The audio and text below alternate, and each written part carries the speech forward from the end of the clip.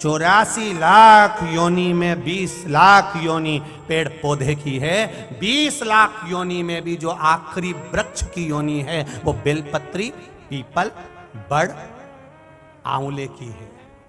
ये योनि पाने के लिए भी जीव भगवान से प्रार्थना करता, हमको बेलपत्री का पौधा बना देना। क्यों? अगर किसी बेलपत्री के पौधे की बेलपत्र उतर कर देवाधिदेव महादेव को चढ़ जाती है तो वो बेलपत्री का पौधा कुंवारा नहीं रहता, उसकी महादेव के साथ शादी हो जाती है और वो दूसरे लोग को चला जाता है। वो कहता है बेलपत्र का पौधा बना देना। इसलिए आपको कहा था कि अपने आनंद के साथ में, अपने जीवन के साथ में एक बेलपत्री का पौधा जरूर लगाओ। क्यों? तुम अगर मर भी गए, तुम्हारे प्राण छूट भी गए, वो बेलपत्री का पौधा अगर लगा रहेगा, वो बेलपत्री का पेड़ लगा रहेगा, उसमें से एक पत्ती टूट कर अगर महादेव को चढ़ गई तो ना जाने कितनी योनियां उसकी कट जाएगी, उसका मोक्ष हो जाएगा, वो शिव तत्व को पा लेगा। हम समझाएं, समझे?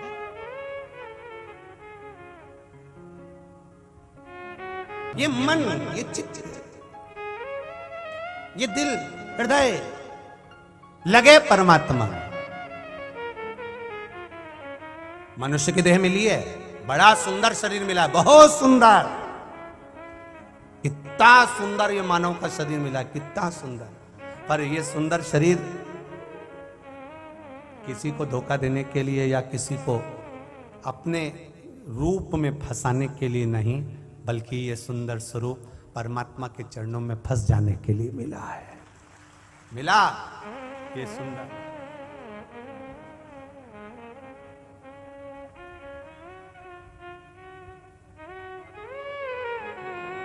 कितनी सुंदर माँ यमुना, कितना सुंदर उसका भाव। श्रीमद् वल्लभाचार्य जी वर्णन करते हैं, नमामि यमुनाम हम सकल सिद्धि है तुम मुदा मुरारी पद पंकज स्फुंद मंदिर उत्कंठ। कितना सुंदर है, कितनी सुंदर।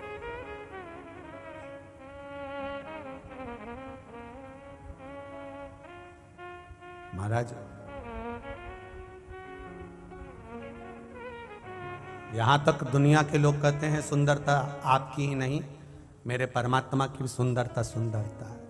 कई लोग कन्हैया को कह देते थे, ओ नंद लला, ओ नंद लला, जो तुम होते नंद लली तो गले कट जात करोड़न। अच्छा हुआ नंदराय जी तुम्हारे घर में इतना सुंदर छोरा हुआ, इतनी सुंदर छोरी हो जाती तो आधे तो बावड़ी में डूब के मर जाते इसके चक्कर में। इतना सुंदर है मेरा कृष्ण, मेरा राम, मेरा शिव। 33 कोटि देवी देवताओं में भी सबसे ज्यादा सुंदर है मेरे देवाधिदेव महादेव। गणेश जी कई बार कहते थे एक बार आपका रूप देखना है, ये भस्म लगा के बैठ जाते हो, जटा जूट बांध के बैठ जाते हो, अच्छे नहीं लगते। सबके पिताजी कितने अच्छे लगते हैं। भगवान विष्णु को देखो क्या सुंदर, राम जी को देखो क्या सुंदर, कृष्ण भगवान को देखो क्या सुंदर, इंद्र को देखो क्या सुंदर, वायुदेव, जलदेव, गरुण देव, वरुण देव, जितने देवताओं को देखो सब सुंदर नजर आते हैं। और एक देवाधिदेव महादेव, जटा बंधी हुई है, सांप बिच्छू पड़े हुए हैं, भस्म लपेटे हुए हो, ततैये घूम रहे हैं, अच्छे नहीं लग रहे। भगवान गणेश जी ने कहा मुझे एक बार आपका असली चेहरा देखना है, एक बार आपको अच्छा देखना है। भगवान ने कहा मैं रहने दे, मेरे को तो ये पाउडर लगे रहने दे, नहीं मेरे को देखना। भगवान ने अब की बार गणेश जी का हाथ पकड़ा, ले गए हरिद्वार। हरिद्वार ले जाकर भगवान ने कहा तू असली स्वरूप मेरा देख ही ले। और जो शंकर भगवान नहाने के लिए गंगा में कूदे, कूदते से जैसे बाहर निकले और केश भोलेनाथ के जो उन्होंने हिलाए, हिलाते से ही गणेश जी उनको देख के स्तुब्ध हो गए। आते से गणेश जी ने चरण पकड़ लिए, जैसे थे वैसे हो जाओ। शंकर भगवान बोले मैं नहीं होऊंगा वैसा। गणेश जी गए, चिता भस्म लेकर आए, लाके उन्होंने पिताजी के ऊपर पूरा बोरा उंडेल दिया भस्म का। शंकर भगवान ने पूछा ये क्यों कर रहा है? गणेश जी बोले आप मेरी मैया पार्वती से ज्यादा सुंदर दिख रहे हो और मैं मेरी मां से ज्यादा सुंदर किसी को नहीं देख सकता। अंदर से मुझे जलन हो रही है, ईर्ष्या हो रही। आप जैसे थे वैसे हो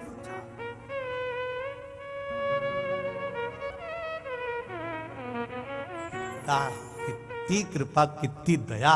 मेरे भोलेनाथ जी ने कि मेरे सारे देवता अच्छे दिखे इसलिए महादेव भस्म लगा के बैठ जाते हैं। ततैया वतैया पास में रख लें। उन्होंने कहा इंद्र के पास जाओ, भगवान विष्णु के पास जाओ, ब्रह्मा जी के पास जाओ, गरुण के पास जाओ, मेरे पास मत आओ। इसलिए उन्होंने कैलाश धाम पर जाकर बैठ गए। कैलाश धाम पर वो भी ततैया लटका के, बिच्छू लटका के, नाग बगर गले में धारण कर कर, मृगछाला पहनकर, कोई मतलब नहीं किसी से। चलो जाओ, मेरे पास मत बैठो।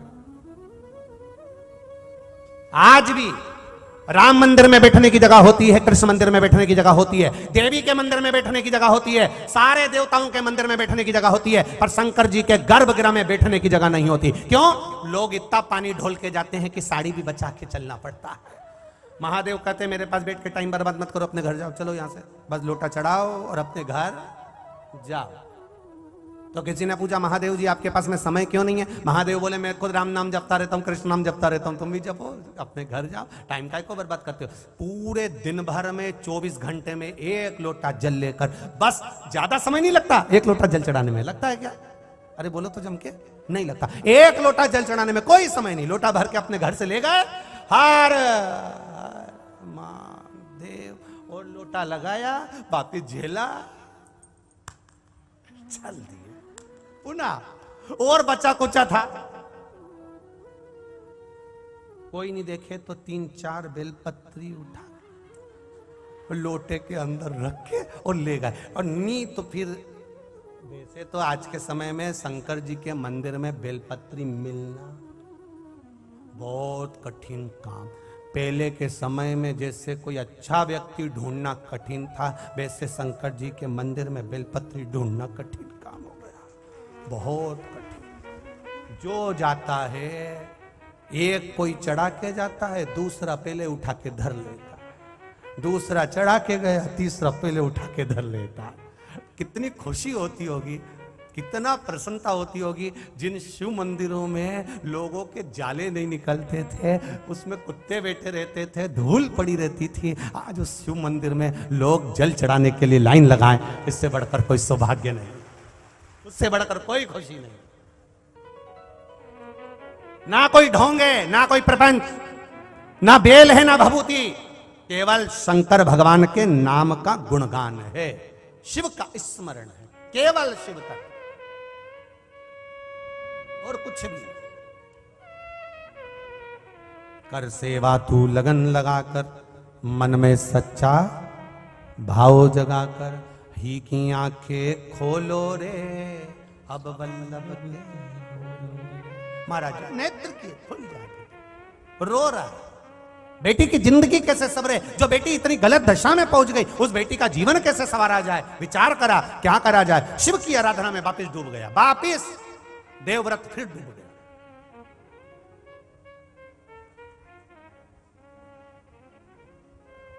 फिर लग गया नमः शिवाय, ओम नमः शिवाय, नमः शिवाय, नमः शिवाय। पहले बोल रहा है पंचाक्षर मंत्र, फिर पीछे से बोल रहा है षडाक्षर मंत्र। क्या बोला? फिर से बोल के बताओ।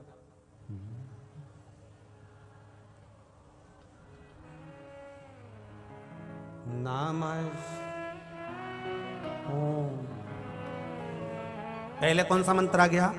पंचाक्षर। इसके बाद में जैसे ही बोला ओम नमः शिवाय, आ गया षडाक्षर।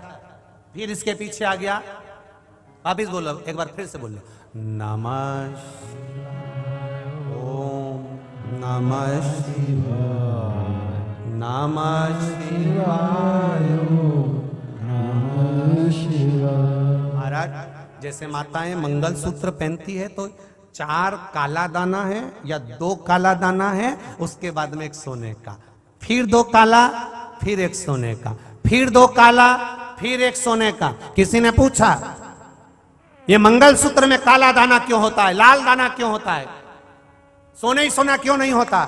तो कहा महाराज ये काला दाना पति को बुरी नजर से बचा कर रखता है और मेरा बना कर रखता है, बुरी नजर से।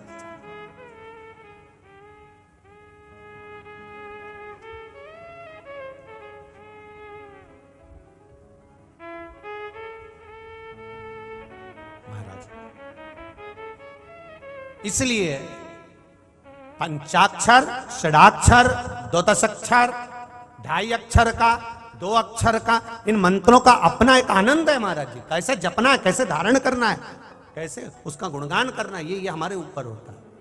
नमः शिवाय, नमः शिवाय, ओम नमः शिवाय, नमः शिवाय, ओम नमः शिवाय, नमः शिवाय, ओम नमः शिवाय। करा गुणगान, करा स्मरण, करा भजन, कर। लग गया पीछे, शिव मंदिर से बाहर निकला, बेलपत्री के वृक्ष के नीचे जाकर बैठ गया। देवव्रत बेलपत्र के वृक्ष के नीचे बैठा।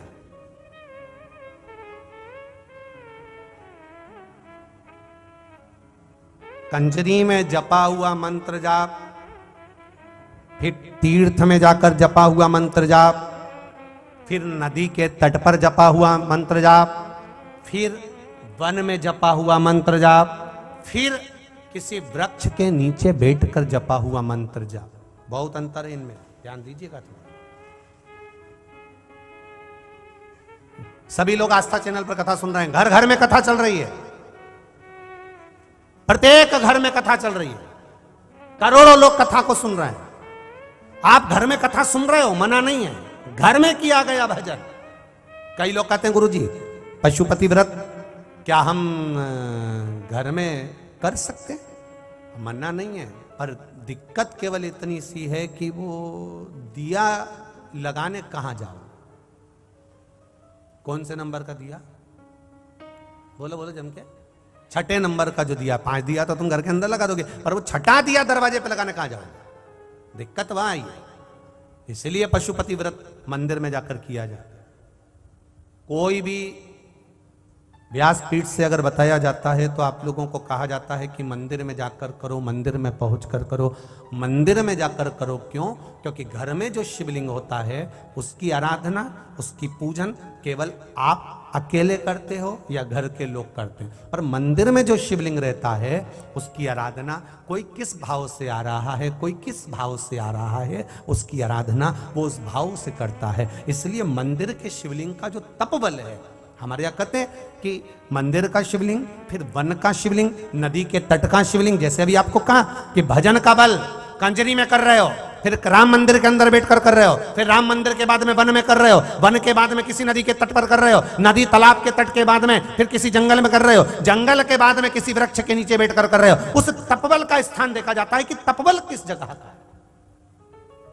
कभी कभी कथा के पहले में कहा था, आप लोगों ने ध्यान दिया होगा कि ड्राइवर की सीट पर जो जाकर बैठ जाता है, जाने वाले व्यक्ति को नहीं मालूम कि ये ड्राइवर नहीं है, पर कहता क्या है, क्यों ड्राइवर साहब गाड़ी कहां जाएगी? ड्राइवर तो फूल गया, गाड़ी मेरे को चलाना आती नहीं तो भी लोग मुझे ड्राइवर कह रहे हैं, मेरी गाड़ी नहीं है तो भी लोग मुझे ड्राइवर कह रहे हैं और मुझे पूछ रहे हैं। उसी तरह किसी संत की जगह पर, साधु की जगह पर, सन्यासी की जगह पर, तपस्वी की जगह पर, किसी वृक्ष के नीचे, किसी वन में जाकर, किसी नदी तालाब में बैठकर, किसी तीर्थ में बैठकर जब हम तप करते हैं, भजन करते हैं, साधना करते हैं, स्मरण करते हैं, तब उस स्थान का पुण्य हमारे खाते में आ जाता है और हमारा बल बढ़ जाता है, फिर उसका एक आनंद बढ़ जाता है, उसका एक सुख बढ़ जाता है।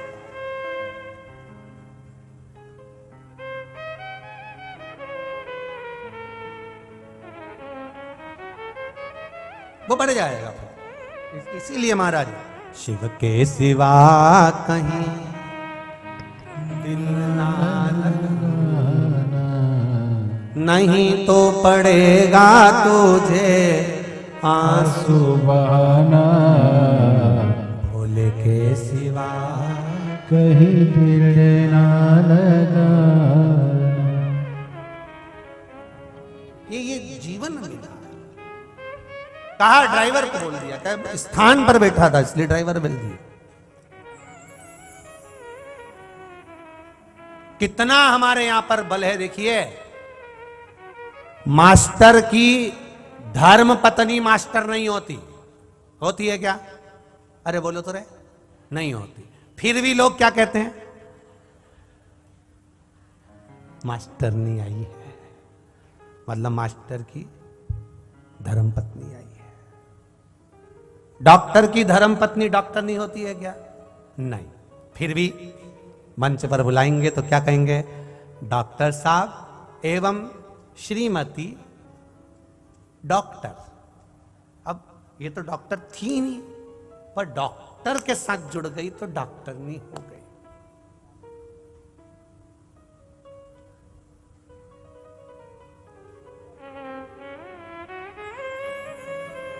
ये जुड़ने से बहुत फर्क पड़ता है।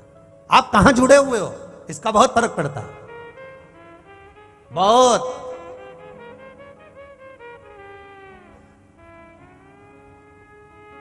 आप कहां नैन मिला रहे हो इसका बहुत फर्क पड़ता है। आप किसको देख रहे हो इसका बहुत फर्क पड़ता है, बहुत। एक बार तुम मंदिर में जाकर भगवान को एक टकटकी लगाकर देखना, भगवान को एक टकटकी लगाकर देखते रहना, देखते रहो, देखते रहो, देखते रहो, देखते रहो, देखते रहो, बस उसी को देखते रहो। लोग आते जाते तुमको क्या कहेंगे, कितना धर्मात्मा है, भगवान का कितना भक्त है, भगवान को कैसे निहारता रहता है, दिन भर देखता रहता है।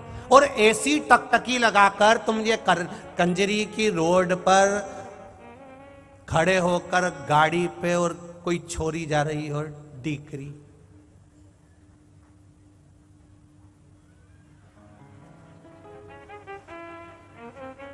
फिर क्या होगा? फिर होना जाना क्या है?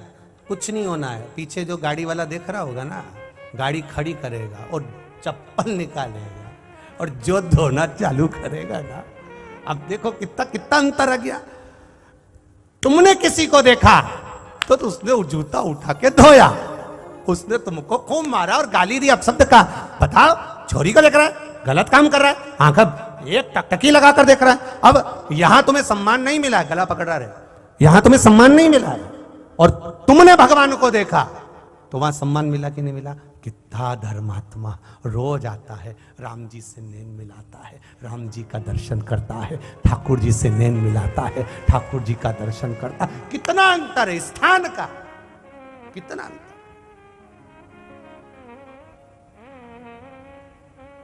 इसीलिए कहते हैं संतों के संग में लाग रे तेरी अच्छी बनेगी। अगर लगे हो अच्छी जगह पर तो अच्छा मिलेगा, बेकार जगह पर लगे हो बेकार मिलेगा। आपकी संगति का कुछ सुख मिले वो एक आनंद का विषय हो सकता। करो भजन भगवान का, करो कीर्तन भगवान का, करो मंत्र जाप भगवान। और जब भगवान शिव का गुणगान करा, वृक्ष के नीचे देवव्रत बैठ गया, आसन जमा लिया देवव्रत ने बेलपत्री के वृक्ष के नीचे, और जो जाप करने बैठा, जो जाप करने बैठा। आपको पहले भी कथा में कहा, जब कोई विशेष कार्य होता है और वो कार्य नहीं हो रहा होता है तो क्या करा जाता है? जल, जहां आप लोगों ने पहले स्मरण किया है, जैसे ये शिवलिंग है,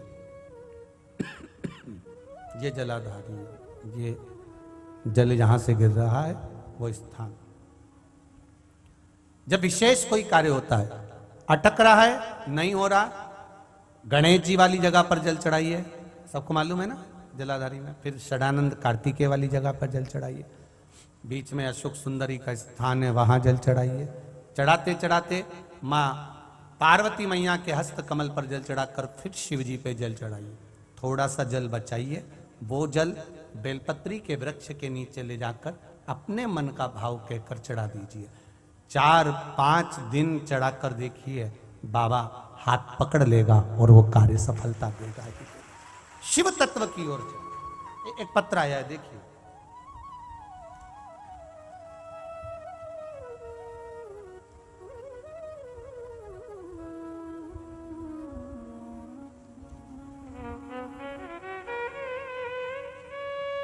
मेरा नाम वैशाली कांतिलाल जी सोना सूरत से। कहीं बैठी हो तो हाथ हिलाइएगा, जिनने पत्र भेजा। आप ही हैं? दोनों हाथ हिला दो एक बार। श्री शिवाय नमस्तुभ्यं, श्री शिवाय नमस्तुभ्यं। पशुपति व्रत और भगवान शिव को जल चढ़ाने का नियम जो गुरुदेव आपने बताया है, किसी कार्य के लिए जब हम जल चढ़ाते हैं उसके लिए आप जो वर्णन करते हैं उसका वर्णन टीवी के माध्यम से मैं कथा सुनती रही हूं। मेरी बेटी मेघना की शादी को 5 साल हो गए थे। डॉक्टर को दिखाया, कोई संतान का सुख का भाव नहीं आया। सारे इलाज करवा लिए, तभी भी संतान का सुख नहीं था। गुरुदेव आप जल चढ़ाने का कुछ नियम बताते हैं, वैसा जल चढ़ाना हमने प्रारंभ करा। बेटी रोज मंदिर जाती, जल चढ़ाती, वो जल का पान करती। सफेद आंकड़े की जड़ वाला प्रयोग करा, पशुपति व्रत को धारण करा और बाबा की कृपा से आज उसका गर्भ ठहरा हुआ है। ये शिव की कृपा है, ये शंकर की उदारता। बैठिए बहन, हर हर महादेव। एक पत्र और आया, पहले फोटो देख लीजिए। जितने लोग टीवी पर कथा सुन रहे हैं, कोई इंस्पेक्टर जी हैं। अब पत्र जिन्होंने भेजा है, मेरा नाम गुलशन सावड़े है। हम मकरपुरा बड़ौदा में रहते हैं। कहीं बैठे हो तो हाथ हिलाइएगा, जहां कहीं बैठे हो।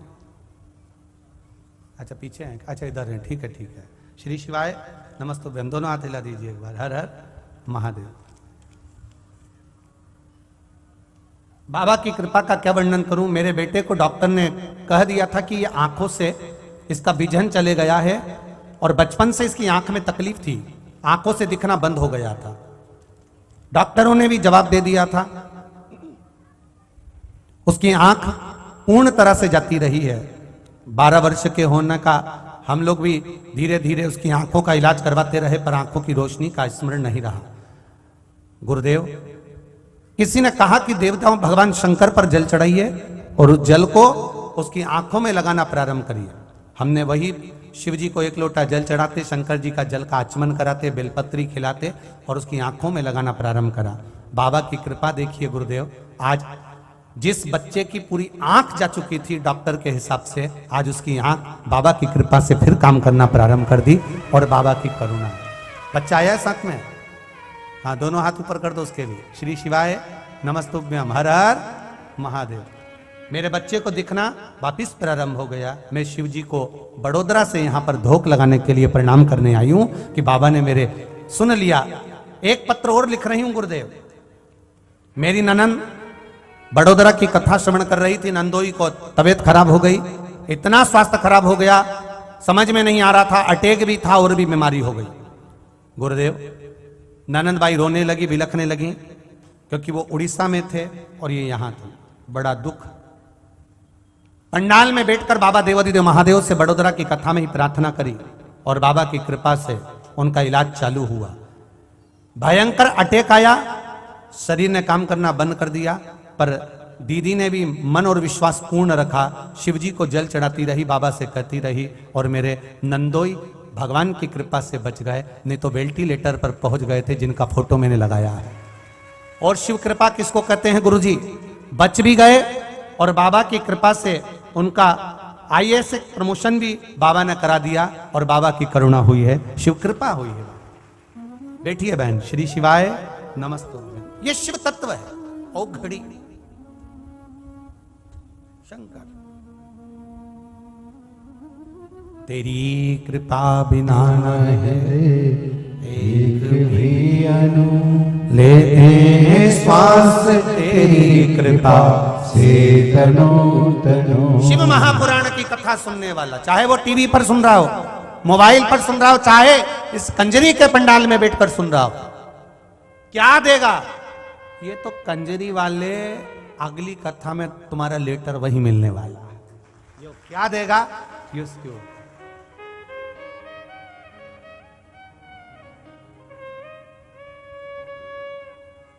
ये संतों की कथा है, भगवंतों की है।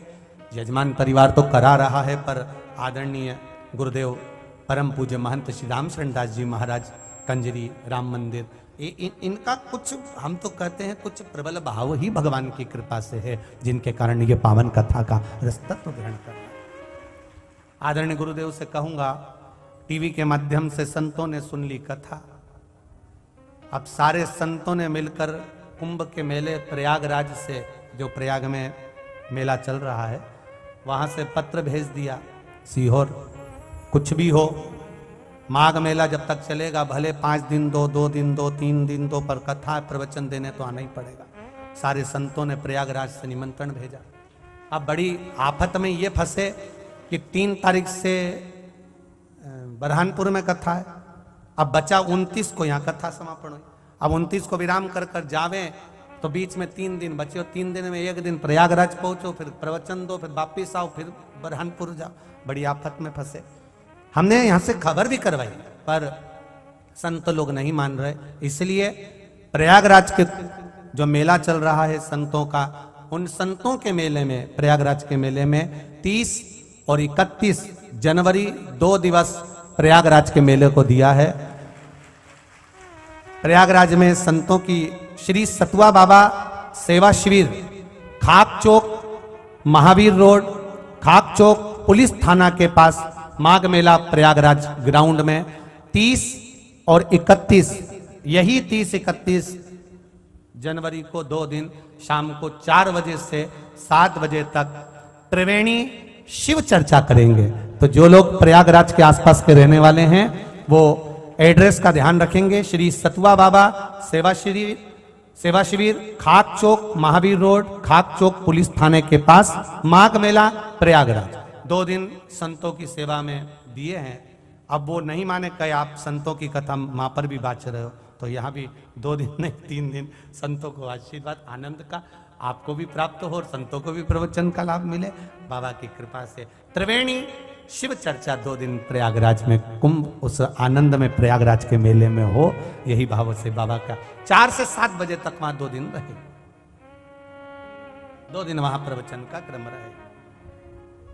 पर उसमें त्रिवेणी, गंगा यमुना सरस्वती का, शिव तत्व का सुंदर संवाद हम 2 दिन सुनेंगे, उसका आनंद प्रयास कर रहे हैं। अगर आस्था चैनल पर आस्था वाले अगर समय कहीं मिल जाए बाबा की कृपा से, शाम को 4 से 7 का 2 दिन, तो पूरा विश्व सुन लेगा प्रयागराज से, और नहीं मिला तो आगे आस्था वाले कभी सुन लेंगे, तो वो देखा जाए। तो ये तो बाबा के हाथ में है। तो हम तो आस्था चैनल वालों से भी कहेंगे 2 दिन प्रयागराज का आप भी आनंद लें, और 2 दिन 4 बजे से 7 बजे तक 30 और 31 को कथा का 2 दिवसीय प्रयागराज से लाभ संपूर्ण विश्व में दिया जाए माघ मेले। हमारी तरफ से यही निवेदन रहे। और 3 तारीख से 9 तारीख तक बरहानपुर में तो जो कथा है वो है 2 बजे से 5 बजे तक, उसका लाभ तो लेना ही। शिव कथा करें।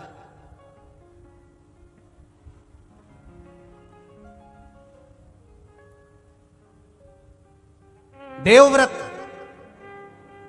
बेलपत्र के वृक्ष के नीचे बैठ गए, लग गया साधना में।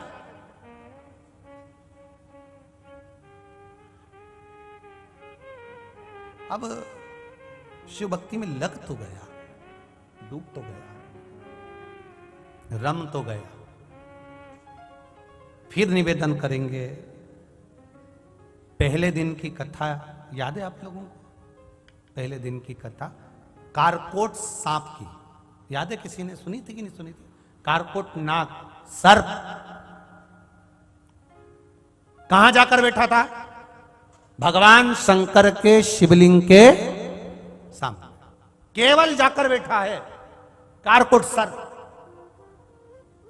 सारे सर्पों में बस यही सर्प ऐसा है कि डसता है तो व्यक्ति मरता नहीं है, पर शरीर पूरा सड़ जाता है, पूरा शरीर काला पड़ जाता है, बदबू आने लगती है, शरीर में से फफोड़े निकलने लगते हैं, जगह जगह से मांस उछलने लगता है और पीप रक्त मांस गिरने लगता है। कौन सा सांप है वो?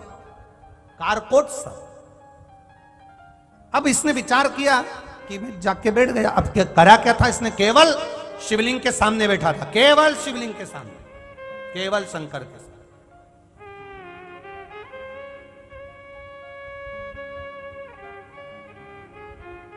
देवव्रत बेलपत्री के वृक्ष के नीचे जाकर बैठा हुआ है और कारकोट शिव जी के सामने जाकर बैठा हुआ है। बैठने का अंतर देखिएगा।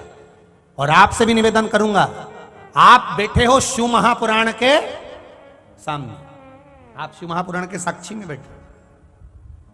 कई लोग प्रश्न करते हैं, गुरुजी आप कहते हो कि पंडाल में बैठकर कथा सुनना चाहिए, कथा सुनना चाहिए, पंडाल में पहुंचना चाहिए, 2 कदम चलकर शिव महापुराण की कथा में जरूर जाना चाहिए, आखिर से मिलता क्या है? पंडाल में बैठकर कथा सुनने से मिलता क्या है? तो यहां बैठने की कथा कर रही है। कारकोट शिव जी के सामने बैठा था तो कारकोट पर शंकर की कृपा हुई। देवव्रत बेलपत्री के नीचे बैठा था, देवव्रत पर भगवान की कृपा हुई। जो शिव महापुराण के सम्मुख में साक्षी में बैठता है, शंकर उस पर कृपा करता ही है, ये निश्चित है, खाली नहीं छोड़ता है। मेरा शिव दयालु है, मेरा शिव कृपालु है, वो करुणा करता है। कर्पूर गौरम करुणावतारम संसार सारम कृपा करने वाला, उदार।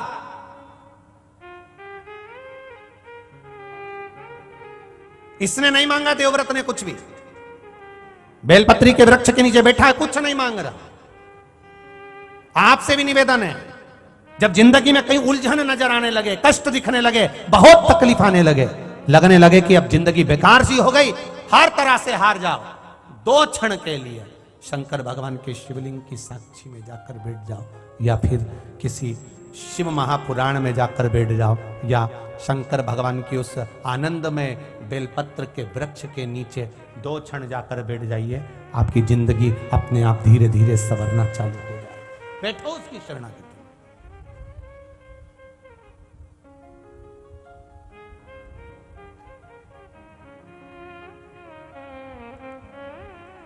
कहां बैठ रहे हो, किस जगह पर बैठ रहे हो, वो बैठने का स्थान भी देखा जाता है। दूध अगर बेकार नहीं हो तो उसको काय में रखा जाता है? फ्रिज के अंदर। फल बेकार नहीं हो तो उसको काय में रखा जाता है? बोलते जाओ जल्दी जल्दी। फ्रिज के अंदर। सब्जी बेकार नहीं हो तो उसको काय में रखा जाता है? फ्रिज के अंदर। फ्रिज के अंदर रख दोगे तो वो सड़ेगा नहीं। उसी तरह आप शिव महापुराण के फ्रिज में आकर बैठ जाओगे तो सड़ोगे नहीं, ये निश्चित है। सड़ना नहीं है, आप सड़ने वाले।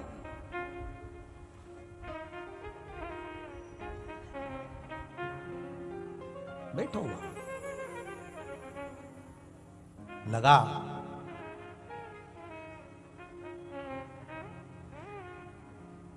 देवव्रत बैठा है।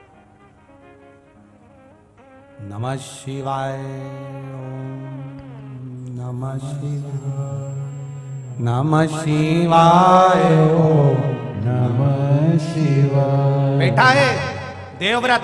इतने में भगवान देवाधिदेव महादेव का कैलाश हिलने लगा। भोजन छोड़ दिया, श्वास एक नासिका के छिद्र से श्वास ले रहा है, उसी से छोड़ रहा है।